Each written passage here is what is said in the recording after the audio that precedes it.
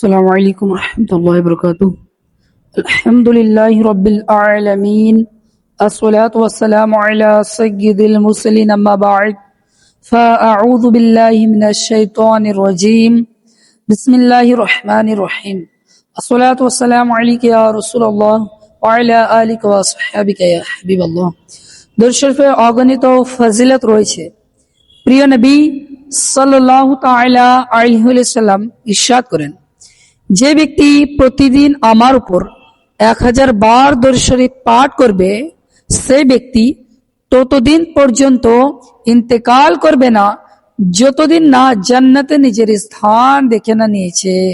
সুবহানাল্লাহ, কতই না ফজিলত দরুদ শরীফ পাঠ করার, কি ওই ব্যক্তি ততদিন পর্যন্ত ইন্তেকাল করবেই না যতদিন না এই দুনিয়াতে থেকে জান্নাতে নিজের স্থান দেখে না নিয়েছে। সাল্লু আলাল হাবিব সাল্লাল্লাহু তাআলা আলা মুহাম্মদ সাল্লাল্লাহু তাআলা আলাইহি ওয়াসাল্লাম। একদিন মোটা শয়তানের সাথে পাতলা শয়তানের সাক্ষাৎ হলো। তো মোটা শয়তান বলতে লাগলো, ভাই তোর এরকম অবস্থা কেন, তোর শরীর কেন এরকম? তখন পাতলা শয়তান বলল, আমি এমন এক নেক বান্দার সাথে আছি যে পানাহারের সময় এবং বাড়িতে প্রবেশ করার সময় এবং যে কোনো ভালো কাজের পূর্বে বিসমিল্লাহির রহমানির রহিম পাঠ করে নেয়, ফলে আমাকে তার নিকট থেকে দূরে চলে যেতে হয়। প্রিয় ইসলামী ভাইরা, তাহলে এখানে কি যে ওই ব্যক্তি বিসমিল্লাহির রহমানির রহিম পাঠ করে নেয়, ফলে ওই শয়তান তার খাবারে অংশগ্রহণ করতে পারে না, সে ফলে না খেয়ে পাতলা হয়ে গেছে। তখন পাতলা শয়তান যখন মোটা শয়তানকে জিজ্ঞেস করছে, ভাই তুই তো খুব স্বাস্থ্য বানিয়েছিস, এর রহস্য কি? মোটা শয়তান বলতে লাগলো, আমি এমন এক অলস ব্যক্তির সাথে আছি যে পানাহারের পূর্বে এবং বাড়িতে প্রবেশ করার সময় এবং যে কোনো ভালো কাজের পূর্বে বিসমিল্লাহির রহমানির রহিম পাঠ করে না, ফলে আমি তার ওই সকল কাজের মধ্যে অংশীদার হয়ে যাই। আমার স্বাস্থ্যবান হবার এটাই রহস্য রয়েছে।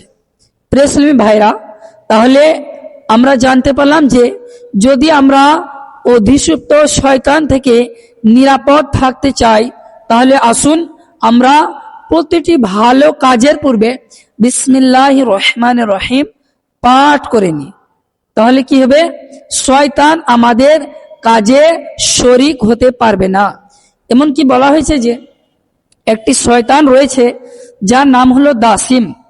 যখন কোনো ঘরের বাসিন্দা ঘরে প্রবেশ করে, তখন তার সাথে সাথে সেই শয়তানও প্রবেশ করে যায় এবং কি করে চেষ্টা, যে বাড়ির যে লোকজন রয়েছে তাদের একে অপরের সাথে ঝামেলা লাগানোর চেষ্টা করে। এমনকি স্বামী তার স্ত্রীকে তালাক দিয়ে দেয় এবং মারামারির পর্যায়ে পৌঁছে দেয়। আল্লাহু আকবার। তাহলে আমাদেরকে কি করতে হবে? আমরা যখন বাড়িতে প্রবেশ করব, সালাম দিয়ে বিসমিল্লাহির রহমানির রহিম পাঠ করে প্রবেশ করব। তাহলে ইনশাআল্লাহুল করিম শয়তান আমাদের সাথে বাড়িতে প্রবেশ করতে পারবে না। আর যদি আমরা খাওয়ার পূর্বে বিসমিল্লাহির রহমানির রহিম পাঠ করে নিই, তাহলে শয়তানও আমাদের খাবারের শরিক হতে পারবে না। তাহলে কত ফায়দা রয়েছে। এবং যদি আপনি শুরুতে বিসমিল্লাহির রহমানির রহিম পাঠ করতে ভুলে যান এবং যদি খাবার খেতে খেতে যদি মাঝখানে আপনার মনে পড়ে যে আমি বিসমিল্লাহির রহমানির রহিম পাঠ করিনি, তাহলে এভাবে বলবেন, বিসমিল্লাহি আউয়ালাহু ওয়া আখিরাহু, বিসমিল্লাহি আউয়ালাহু ওয়া আখিরাহু। তাহলে শয়তান যা কিছু খেয়েছে সব বমি করে দিবে। তাহলে প্রিয় ইসলামী ভাইরা, আজ থেকেই প্রত্যেকটি ভালো কাজের পূর্বে বিসমিল্লাহির রহমানির রহিম পাঠ করার নিয়ত করে নিন। সাল্লু আলাল হাবিব সাল্লাল্লাহু তাআলা আলা মুহাম্মদ সাল্লাল্লাহু তাআলা আলাইহি ওয়াসাল্লাম। আসসালামু আলাইকুম ওয়া রাহমাতুল্লাহি ওয়া বারাকাতুহু।